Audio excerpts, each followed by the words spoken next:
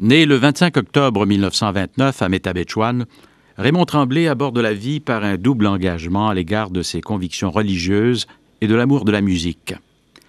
Entre les cours de piano auprès de l'abbé Herménégilde Fortin, sa lecture assidue du livre « Le nombre musical grégorien » de Don Mocro et le grand séminaire de Chicoutimi, il met le cap sur l'avenir musical de sa région, faisant sienne cette pensée de Dostoïevski, « La beauté sauvera le monde ».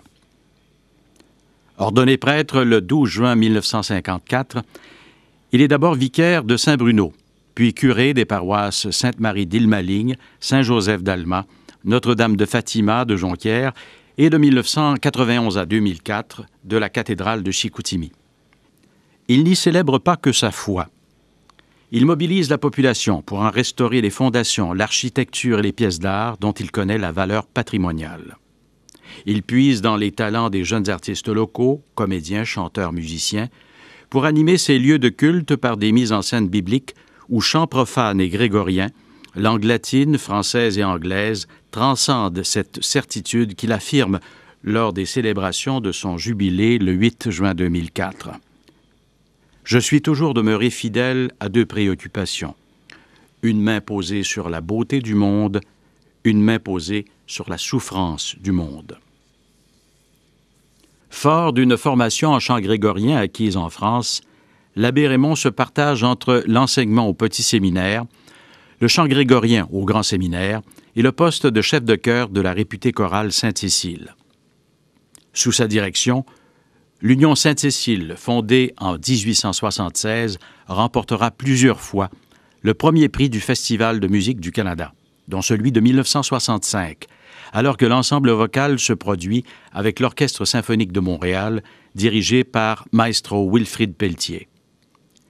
Poursuivant la cueillette des lauriers, lors de 2 tournées européennes, le chœur chantera en France, en Belgique, en Suisse et en Italie. Directeur musical d'une des premières opérettes produites au Saguenay, La Veuve joyeuse de Franz Léard, présentée à Jonquière en mai 1971, instigateur des concerts d'été de la cathédrale de Chicoutimi, Raymond Tremblay poursuivra son œuvre au-delà de sa mort survenue le 17 novembre 2004. Il a légué un fonds substantiel pour que soit créé un chœur dédié au chant grégorien, le chœur Una Voce, dirigé par Raymond Laforge depuis février 2007. Mais s'il est un héritage dont ce musicien mérite notre reconnaissance, c'est incontestablement le camp musical du Saguenay-Lac-Saint-Jean.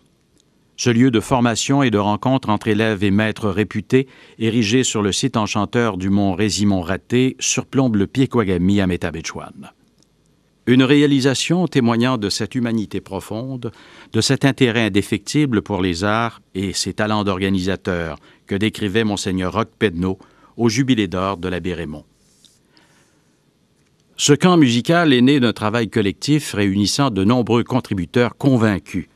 Le camp musical est un facteur d'unité régionale, rappelant un jour son fondateur aux membres du cercle de presse du Saguenay, leur disant « J'ai toujours pensé que la poursuite de la beauté était le meilleur moyen de promouvoir l'unité des esprits et des cœurs. » Mesdames et messieurs, en ce 18 juin 2011, à titre posthume, l'abbé Raymond Tremblay, chef de chœur exceptionnel et défenseur des arts, est reçu membre de l'Ordre du Bleuet. Son frère Jacques Tremblay le représente.